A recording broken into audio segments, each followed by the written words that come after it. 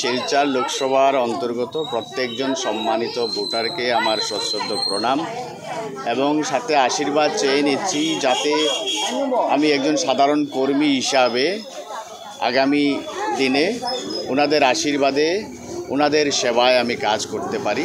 ওনারা যাতে আমাকে আশীর্বাদ করেন, এতটুকু আমি প্রথমত বলবো। হ্যাঁ, আমার মাকে নিয়ে ভোট দিতে এসেছি। আমার ভোট জিসি কলেজে। তো প্রথমে আমার মাকে মার ভোটটা প্রথমে আমি দিলাম।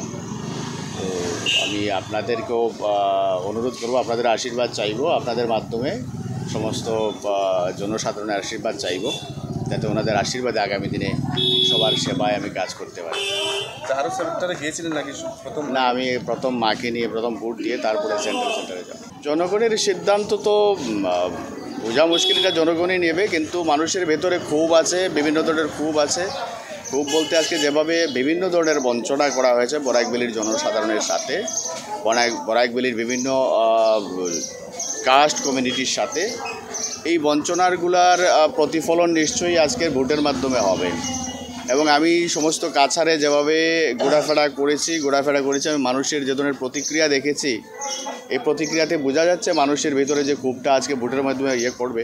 আর বিশেষ করে আপনাদের মাধ্যমে আমি একটা জিনিসই অনুরোধ করব, একটা জিনিসই আমি জনসাধারণের প্রতি কৃতজ্ঞ যে আজকে জনসাধারণের বা আমাদের ময়মুরব্বীর আশীর্বাদে আমি ভারতীয় বা জাতীয় কংগ্রেসের মনোনয়ন পেয়েছি। কিন্তু আজকে একজন সাধারণ ছেলে হিসাবে আমি বিশেষ করে সবচেয়ে অবহেলিত সমাজ, যারা অবহেলার চোখেও দেখে, কৈবর্ত সমাজের ছেলে হওয়া সত্ত্বেও আজকে আমাকে হারানোর জন্য যেভাবে ভারতের গৃহমন্ত্রীজি এসছেন, ভারতের ক্যাবিনেট মন্ত্রী সর্বানন্দজি এসছেন, মুখ্যমন্ত্রী 4-5 বার এসছেন, তারপরে জয়ন্ত মল্ল বড়ুয়া থেকে ধরে পীযূষ হাজারিকা থেকে ধরে বড় বড় নেতারা এসছেন। কিন্তু আমার সবচেয়ে বড় শক্তি আমার যারা কংগ্রেসের গ্রাসরুট লেভেলের ওয়ার্কার, এবং তারা যেভাবে স্বতঃস্ফূর্তভাবে কাজ করছে, আমি বিশ্বাস করি যে ওনাদের যে এই প্রচেষ্টা, ওনাদের যে এই আমার জন্য যে কষ্ট করেছে, কষ্টটা বিফল যাবে না।